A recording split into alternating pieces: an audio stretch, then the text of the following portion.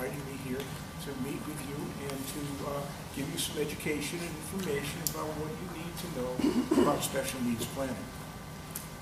It's important that you know that I volunteer my time, weekends and evenings, to give these workshops to families, to educate them. My private firm, Silver Tree Special Needs Planning, we have more than 40 years of combined experience providing planning services exclusively to the community, to the disability community. So that's a little bit about us. Let me tell you a little bit about me.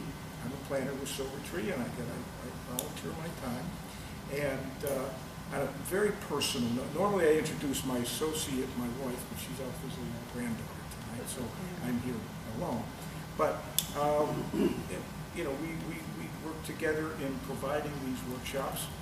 On a very, very personal note, I have severe hearing loss. So as we go through tonight and you have any questions, please raise your hand and give me a moment to focus and come close to you so I can make sure that I hear everything you have to say.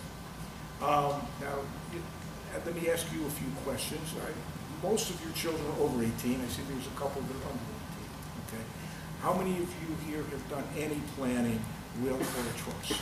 Okay. How about a special needs trust? I'm not going to embarrass you by asking what kind of special needs trust you have, because you'll find out tonight there are many different kinds for different purposes. Okay. So, you know, this is the first generation of children that will typically outlive their parents. In the past, a child born with special needs did not enjoy a long life expectancy. 100 years ago, a child with Down syndrome had a life expectancy of 9.5 years. 50 years ago, it was 30. Today, it's 60, 70, above. So the fact is, they will most likely outlive their parents. So special needs planning is no longer an option. It's a necessity. So when should you begin to plan?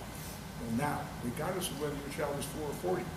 Because who will know what to do for your child when you are no longer there? And if you've done everything you can to be sure of their future care, security, and quality of life. You know, I don't want to sound too melodramatic, but what would happen if you leave here tonight and you don't make it home tomorrow? You know, if you've done any planning, or will, or a trust, special needs trust, where is it kept?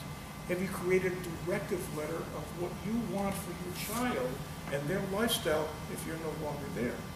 And have you shared it with current caregivers?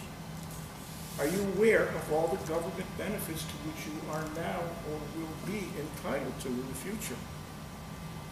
And who will plan for your child if you're no longer there? So, you know, there's a lot of reasons that parents put off planning. It's, you know, it's emotional, it's confusing.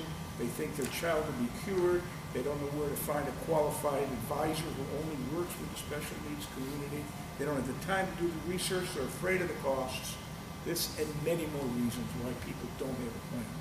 So one of the things, what we're going to do tonight is to give you an overview of what you need to know to have a comprehensive, complete special needs plan. There's 4 main topics: legal planning, government benefits, budget financial, and lifestyle. So